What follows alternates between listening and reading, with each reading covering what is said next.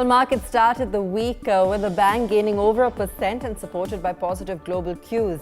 At close, the sensex was up 765 points. That's over 1% at 56,889, and the Nifty was up over 200 points at 16,931. A broad-based rally today. Several stocks across sectors participating. Top of the line, we saw Bharti Airtel, Divi's Labs, Axis Bank, Tata Steel and Coal India, some of the big gainers today. And on the downside, Tech Mahindra, Eicher Motors, Nestle, Infi and TCS. In fact, barring IT, all sectoral indices ended in the green.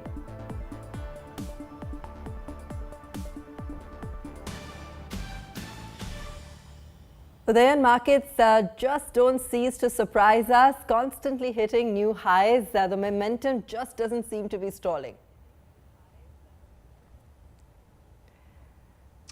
Hi, Aabha. It's been an amazing market, really. I mean, for the last 15 months, we've not even taken in a 10% correction despite such heady gains month on month. I've rarely seen a market which runs non-stop like this, so it's been a spectacular run. I mean, the best that is happening periodically is some rotation between sectors, which we saw last month as well, where a lot of mid caps and small caps corrected, but the large caps continue to keep the momentum higher. And that's another classic sign of a very strong bull run, where the market per se does not correct, but individual sectors and individual market cap clusters actually go in for periodic corrections. And that's the best we have seen over the last 15 months or so. So why is the correction not happening? I think one of the reasons could be that any of the triggers have not manifested themselves in a full-fledged way. I mean, just to give you an example, a few months back, there was all this talk about an inflation scare and US yields started going up. But before it could become a full-fledged scare, it sort of cooled down again, and this whole yield scare was not the trigger for a major correction. And following that, we've had other mini scares happening. Will we get a third COVID wave? Now, so far, the third COVID wave in India has thankfully not materialized, and that's not been the trigger for a correction. Sometimes market participants feel that the correction will come from the US Fed because it will say that it is starting to taper down its purchases and will raise interest rates soon. But as we saw over the weekend, that too is not happening. So my sense is that a lot of the potential triggers are floating around, but they're not manifesting themselves in a significant enough way to trigger a very big correction in the market.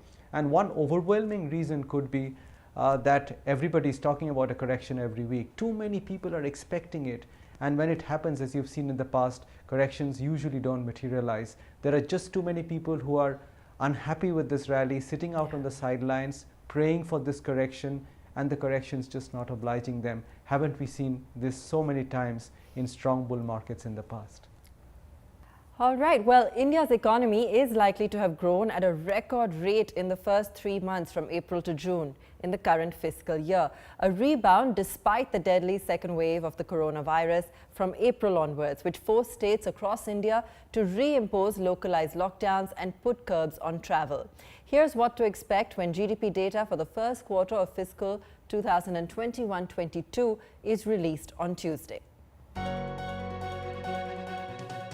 A weak base and a rebound in consumer spending may mean that India's gross domestic product may have grown at a record high in the April to June period this year.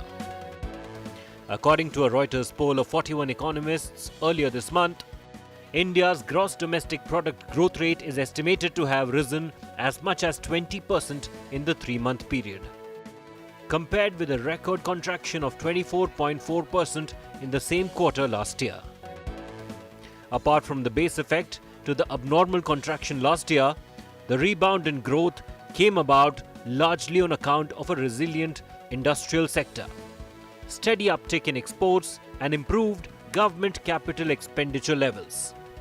Forecasts in the Reuters poll ranged from 10.5% to 31.6%, showing the considerable uncertainty around those base effects. In effect, the data will confirm that unlike the nationwide lockdown last year, repeat state-level lockdowns have had a less pronounced impact on the economy.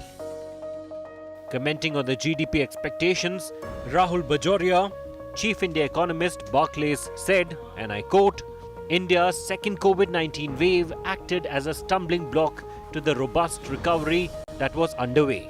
Still, the economic damage appears to be less than previously expected. On her part, Radhika Rao, economist, DBS Bank, said, and I quote, humanitarian costs of the health crisis were high, but the economic impact was less severe than the first wave and activity rebounded faster. Aditi Nair, chief economist, ICRA, said, and I quote, the recovery remains uneven. The risks to watch out for are a third wave of COVID-19, a slower than expected pace of vaccinations, and lastly, new variants that may emerge which may not be very amenable to the vaccines which exist right now. If the Reuters poll median is realized, it would be India's fastest growth since official quarterly data started being released in the mid-1990s. That's up sharply from 1.6% in the previous quarter, but a bit slower than the Reserve Bank of India's 21.4% projection for Q1 GDP growth. Hello and welcome to this market special from Business Today. I'm your host Udayan Mukherjee. With me is my co-host Aabha Bakaya. And joining us today to talk about the stock market is Shankar Sharma of First Global. For those of you, since this is a general audience who don't know Shankar Sharma and Devina Mehra run First Global. They've been running this brokerage and wealth management firm for nearly three decades now.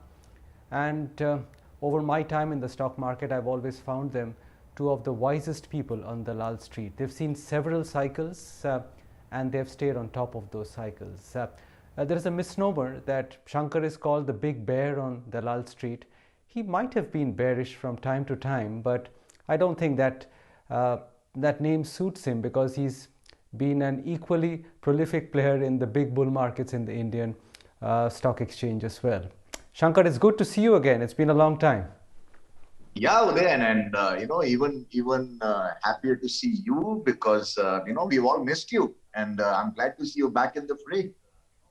Thank you, Shankar. Pleasure to chat with you always. But as I was just introducing you, I was saying that you've seen so many cycles, up cycles and down cycles, and this one has been a strong up cycle for the last 15 or 16 months. But there are such frequent calls for correction these days. What would you say is our position in the cycle right now? Where are we since we started the journey in April last year? Right. So, yeah, you and I have had chats over, I think, good 20 plus years, and we've seen a lot of downs and ups. Each time there is an up, it ends up surprising us with the ferocity of it. And each time there is a down, we've been equally surprised, right? The point of all markets is really, something that I like to call the lake of returns theory. And that it's a very simple way of looking at markets, at least in terms of the big cycles. And that the theory basically holds, and this is my proprietary theory, which after making a lot of mistakes in the 90s, I figured out that the markets run on different cycles. And it basically means that whenever there is a big depletion of returns in an asset class, be it an Indian asset class or emerging markets or developed equities or fixed income, REITs, commodities, it's literally like a lake in which the water levels have depleted down. And then through osmosis and through precipitation from the clouds, the lake level begins to rise.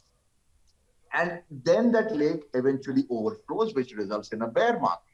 So in 2007, when I called, and I remember we've had a very good chat in January 2008, when I had expressed my very strong views that markets would fall a lot from where they were back in January 2008. It was coming out of the lake of returns theory that we'd had a preceding 4-year period of like 40 or 50% CAGR, which was way beyond the holding capacity of the Indian equities lake, which is more like a 15% CAGR over the long term. So when the lake levels had risen so much, it was due for a severe flooding over, and that's what led me to predict a very, very sharp downfall.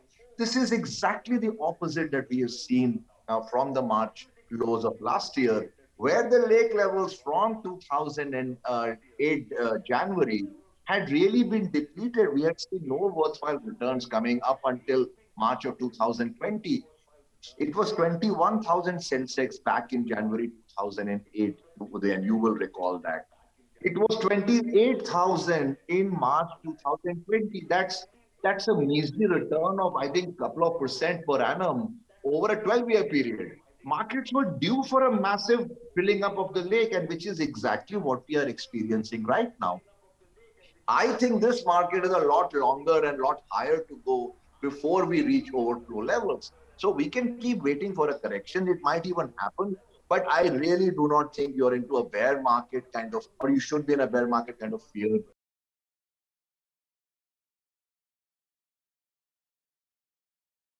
At all, because the lake has got headroom left, plenty of headroom left before it ends up overflowing. I hear you, Shankar, but all bull markets, I mean, they usually last 3, 4, 5 years, but they take in fairly meaningful corrections, sometimes 10%, sometimes as much as 20%. This market's just been one way, and I agree that it's been only 15 months, but it's just been a one-way street. At some point, are we going to get one of those nasty bull market corrections? And if you had to call it, how soon is it that we are likely to see one? In a lot of senses, Udayan, that might have already happened, although it has been on the stealth. It's not been visible. But the small caps, small relative mid caps, borderline have corrected, fairly decently. I mean, there have been, it's been a pretty ugly 20, 25 days. Many have fallen 30 odd percent, even though the headline indices may not reflect that. I'm not saying this is the correction you and I are worried about, but there has been somewhat of a correction. But remember one more thing, that we have never lived in an era wherein we have had these kind of interest rates. So therefore, maybe all the normal rules of markets uh, may not apply, that markets run up 100%, then they correct like 10, 20%, then again they run up 50%, simply because the price of growth, the discount rate at which we will price growth has fallen to levels we have never seen in the history of financial markets. When that happens, really all bets of valuations, all bets of what is rational really evaporates. And I think you're in pretty much that period. It may not seem logical, but if you just look at it from the lens of ultra low rates, then almost every single thing starts to look attractive. I mean, that's really the underpinnings of this bull market, that when you crush rates down to a percent, percent and a half, then even moderate growth amplifies in present value terms. That's a simple arithmetic of a discounted cash flow. So in those situations, you can run a fair bit before any meaningful correction can happen. I've been expecting it for the last 4 or 5 months. I've been utterly wrong. So I now have kind of given up trying to predict that, to be absolutely honest with you. It's time to raise tariffs. That's the message from Bharti Airtel founder chairman Sunil Mittal. A day after India's second largest telecom company announced plans to raise up to 21,000 crore rupees via sale of shares to existing shareholders. Mittal told analysts that the company will not shy away from raising prices. Bharti Airtel is boosting its balance sheet as it seeks to cut debt and build a war chest to prepare for the launch of 5G services. Mittal added that 5G will become a reality in the second half of next year and that Bharti Airtel is betting big on customer appetite for fifth-generation mobile technology that delivers super-fast mobile broadband data speeds. Take a listen in to what Sunil Mittal had to say earlier today. You can't go beyond a point where you start to hurt yourself. We will be vigilant, but we will be happy to take small baby steps, which could even be first and foremost compared to others. So I can assure you that we will not shy away from doing it. And the 79 rupees and some postpaid plans which have been taken up are a testimony that we have run out of patience and we have taken the first move. Udayan, let's take a closer look at some of that commentary coming out of Jackson Hole, over the weekend. We touched upon this with Shankar as well in our conversation with him. But what really do you feel one can deduce from the Fed's commentary now going forward? How long will they really hold off from those much dreaded rate hikes? They are not going to rock the boat, Aabha, and that's the clear message which is coming out from the US Fed, that they will not scare the markets. They've done it in the past, experimented with doing something, and then they've got jolted by the market's reaction. And this time they're moving at a very, very slow and steady pace, and they're signaling their intent well in advance so that markets don't get roiled. So baby steps. And over the weekend at Jackson Hole, it was pretty much the same. The Fed went to great lengths to assure the market that there is no interest rate hike on the cards anytime in the foreseeable future. The best it will do, or the worst it will do, is sometime during the course of the year, it could be October, it could be December, they will start tapering some of the purchases, which means they will purchase fewer bonds. That will admittedly soak up some of the liquidity with which emerging markets, including other asset classes, have been sloshing around. But it's not enough to trigger a massive reaction in the market or the correction that we've all been talking about. So I think the Fed this time is saying we need to step back, but the process of withdrawal will be so slow and so well advertised in advance that stock markets will have no reason to fall off the cliff. And that's part of the reason why we saw such a handsome rally in global assets, including the Indian market today. The markets heaved a sigh of relief after Jackson Hole.